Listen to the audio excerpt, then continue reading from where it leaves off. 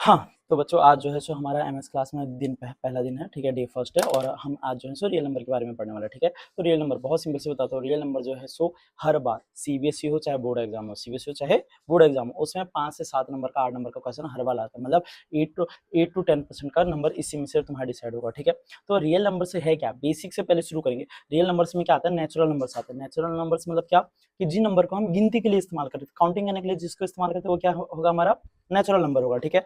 अब इसी natural number में अगर हम जीरो को ऐड कर देते हैं, किसको ऐड करना है, जीरो को, तो जीरो के बाद जो नंबर आएगा 0 1 2 3 4 डेड इन्फिनाइट तक जाएगा, ये क्या कहलाएगा हमारे पास, होल नंबर कहलाएगा। हाँ, तो होल नंबर में क्या है कि जीरो प्लस नेचुरल नंबर को हम क्या बोलते हैं, होल नंबर से बोलते हैं। तो ऐसे में हमारे पास ऐसे नंबर आ गए जो जीरो से लेकर के इन्फिनाइट तक के सारे नंबर होंगे, ठीक है। बट शर्त क्या कि अभी तक हमारे पास फ्रैक्शन और पॉइंट का खोज नहीं हुआ था, तो इसलिए सबसे पहले नेचुरल नंबर खोजा गया और फिर उसके बाद क्या, होल नंबर खोजा गया, ठीक है।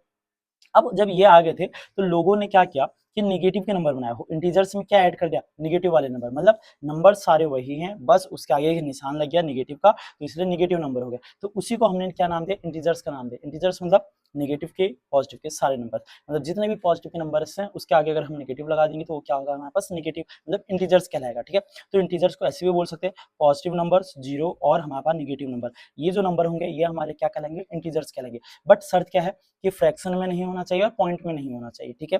फिर उसके बाद आता है हमारे पास रैशनल नंबर। रैशनल नंबर में बहुत सिंपल चीज है कि कोई भी फ्रैक्शन क्या है, कोई भी फ्रैक्शन, कोई भी भिन्न, जिसको हम भिन्न में लिख रहे हैं या पॉइंट भी इसमें आ जाता है। रैशनल नंबर में क्या आएगा, पॉइंट नंबर पे आ जाएंगे, जैसे 0.2 आ गया, 0.47 आ गया, 12 आ गया, कुछ भी आ गया, तो जो जिसको हम पॉइंट में लिख सकते हैं पॉइंट से वापस से फ्रैक्शन में बना सकते हैं, वो क्या लगेगा, हमारा रैशनल नंबर कहलाएगा। बहुत सिंपल चीज है, ठीक है। लेकिन इसके बाद आता है इर्रेशनल नंबर। इर्रेशनल नंबर वो नंबर हो जाते हैं ना, कि वैसे तो डेफिनेशन ये है कि इसको p बाय q के टर्म्स में नहीं लिख सकते etc, बट मैं सिंपल कहता हूँ कि जिसका हम स्क्वायर रूट नहीं निकाल सकते या जिसका स्क्वायर रूट हमें पता नहीं होता है उसको हम इर्रेशनल नंबर मानते हैं, ठीक है। एग्जांपल देखो, √2 को हम इर्रेशनल कहते हैं, √4 को हम रैशनल कहते हैं, क्यों, क्योंकि √4 का जो आंसर आएगा कितना आएगा, +-2 आ जाएगा, समझ में आया। तो अगर √4 को हम +-2 बोल सकते हैं तो ये तो उसका आंसर हो गया, बट √2 का अगर मैं तुमसे पूछूं वैल्यू कितना तो नहीं बता पाएंगे, तो इसका मतलब √2 किस में आएगा, इर्रेशनल में आएगा। √3 क्या आएगा, इरेशनल आएगा। बट अगर √9 बोलेंगे तो इसका आंसर +-3 आ सकता है कि नहीं आ सकता। तो इसलिए हम क्या करेंगे, इरेशनल नंबर उसको बोलेंगे जिसका स्क्वायर रूट नहीं होता। तो ये हमने कुछ चीजें पढ़ी हैं। अब आगे हमें क्या एचसीएफ एलसीएम निकालना होगा, इसके लिए हमको प्राइम नंबर और प्राइम फैक्टर ये सीखने होंगे, ठीक है। इसके आगे हम फिर कंटिन्यू करेंगे अगली वीडियो में।